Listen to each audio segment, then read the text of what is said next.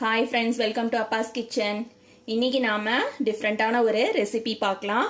அதுக்கு அரை கப் அளவுக்கு தயிர் எடுத்திருக்கேன். தயிரை ஒரு பவுலில் சேர்த்துக்கலாம். தயிர் கூட 1 டீஸ்பூன் அளவுக்கு பேக்கிங் பவுடர் போட்டுக்கிறேன்.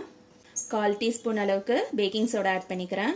தயிர், பேக்கிங் பவுடர், பேக்கிங் சோடா 3ஐயும் சேர்த்துட்டு லைட்டாக ஒரு மிக்ஸ் பண்ணி கொடுத்தோம்னா இந்த மாதிரி பபிள்ஸ் வரும். பபிள்ஸ் வரும்போது நாம் சீனி ஆட் பண்ணிக்கலாம்.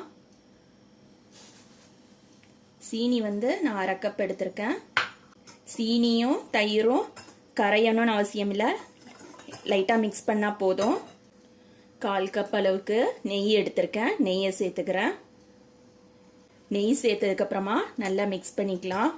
1/4 டீஸ்பூன் அளவுக்கு ஏலக்காய் பொடி சேர்த்துக்கிறேன். 1/4 கப் அளவுக்கு பாதாம் எடுத்து இந்த மாதிரி பொடியாக கட் பண்ணி வச்சுருக்கேன். இதை சேர்த்துக்கலாம்.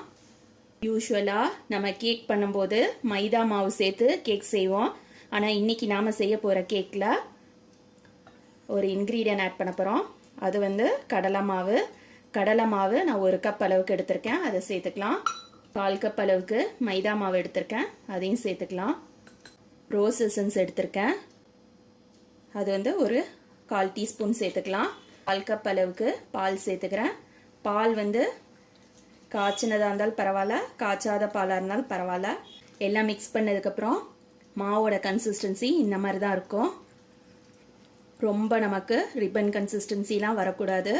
ரிப்பன் கன்சிஸ்டன்சி வந்துச்சுன்னா சரியாக வராது கேக்கு. நான் ஒரு மோல்டில் எண்ணெய் தடவி வச்சுருக்கேன். நம்ம இதை ஊற்றிக்கலாம். நான் பாதாம் போட்டுக்கிறேன். பாதாம் இந்த மாதிரி கட் பண்ணி போட்டுக்கிறேன்.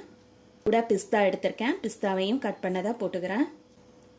அவனில் 180 டிகிரி சென்டிகிரேட்டில் 30 to 35 மினிட்ஸ் பேக் பண்ணி எடுத்துகிட்டு காட்டுறேன்.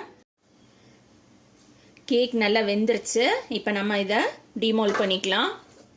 பாருங்க, நல்லா சாஃப்டாக இருக்குது. கட் பண்ணிக்கலாம். கேக் பாருங்கள் எவ்வளோ சாஃப்டாக இருக்குன்னு சொல்லிட்டு. யூஸ்வலாக நம்ம மைதாவில் பண்ணுவோம் கேக்கு, இல்லை கோதுமை மாவில் கேக் பண்ணுவோம், ரவையில் பண்ணுவோம். இது டிஃப்ரெண்ட்டான கேக்காக இருக்கும், கடலை மாவு வச்சு பண்ணுறது. கண்டிப்பாக நீங்களும் வீட்டில் ட்ரை பண்ணி பாருங்கள். தேங்க்ஸ் ஃபார் வாட்சிங்.